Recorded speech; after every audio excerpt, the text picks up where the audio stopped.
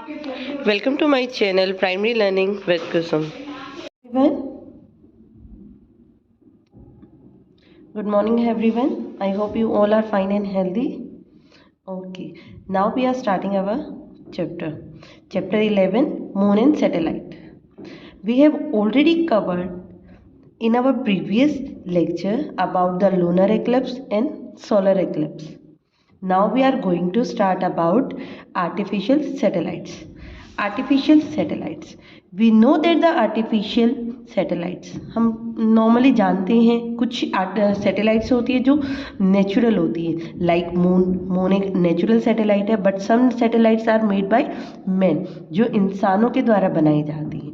Okay, you know that the satellites are heavenly bodies that revolve around the planets. हम सब जानते हैं कि जो सैटेलाइट्स होती हैं वो प्लैनेट्स के अराउंड रिवॉल्व करती रहती हैं. Humans have launch a number of satellites into the space. और जो इंसान है, ह्यूमन्स है, वो ऑलरेडी मतलब काफ़ी सारे सैटेलाइट्स बना चुके हैं और स्पेस के लिए सैटेलाइट्स को स्पेस के लिए छोड़ चुके हैं, ताकि वहाँ पे वो लॉन्च कर चुके हैं स्पेस के लिए.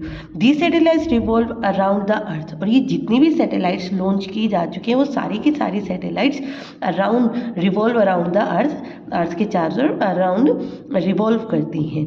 दे आर कोल्ड आर्टिफिशियल सैटेलाइट्स. इन्हें हम आर्टिफिशियल सैटेलाइट्स ही बोलते हैं. They are launch by the specially design the rocket. अब इनको बनाने का जो तरीका है वो एक स्पेशल डिज़ाइन के तरीके से बनाए गए हैं, जिनको रॉकेट के फॉर्म में बनाया जाता है. An artificial satellite is a human made object that has been purposely placed into the orbit around the earth or other planets to perform the specific function.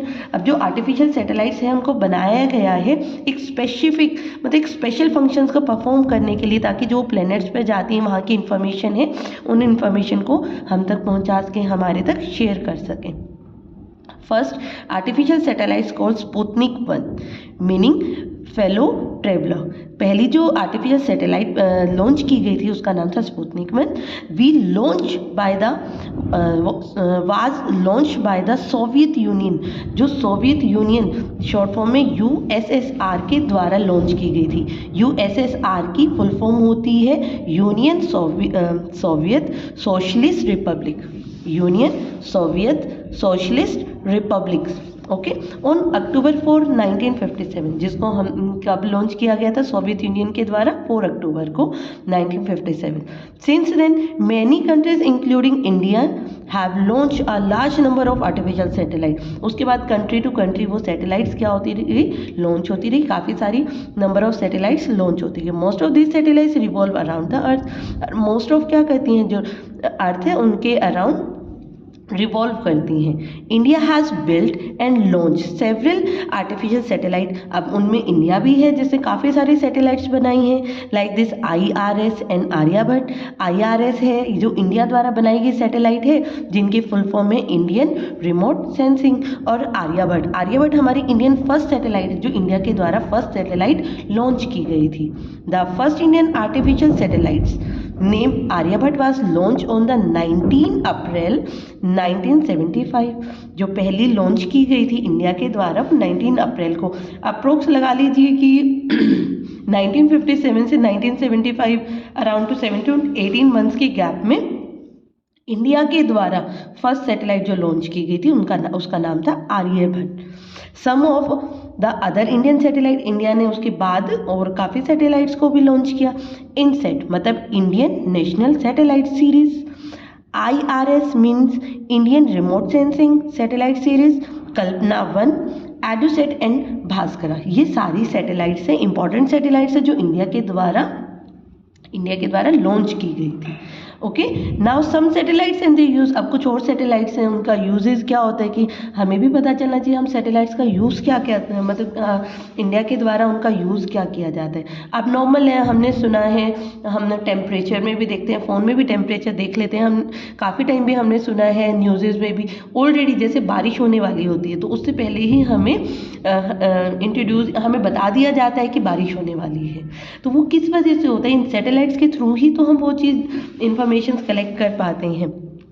कुछ हम मैसेज ट्रांसफ़र करते हैं bye fax करके या फिर internet के through. ये सब किस तरीके से होते हैं, ये सारी चीज़ें सैटेलाइट की हेल्प से ही होती हैं. ठीक है, first is weather satellite. Take picture of the movement of the cloud and help to forecast the weather. They give us earlier warning to danger storm, cyclone, forest fire and the flood. अब weather satellite से हमें पहले ही पता चल जाता है कि dangers कहाँ है, कि बारिश आने वाली है, साइक्लोन आने वाला है, फ्लड के बारे में पहले इन्फॉर्मेशन मिल जाती है. Same as second, astronomical satellites help to observe the distance, galaxies, planet, the other space of object, कि गैलेक्सीज में क्या चल रहा है, प्लैनेट्स में क्या चल रहा है, उनके रिगार्डिंग इन्फॉर्मेशन मिलती है. Number third is communication satellite. Communication satellite help in the sending message from one country to another. यहाँ एक कंट्री से दूसरी कंट्री में जो हम मैसेज फॉरवर्ड करते हैं उनके बारे में, या फिर फ़ोन, फैक्स या internet send message by this satellite, इन्हीं की हेल्प से हम जो इन्फॉर्मेशन सेंड करते हैं वन कंट्री टू अदर, वो कम्युनिकेशन सैटेलाइट की हेल्प से होती है.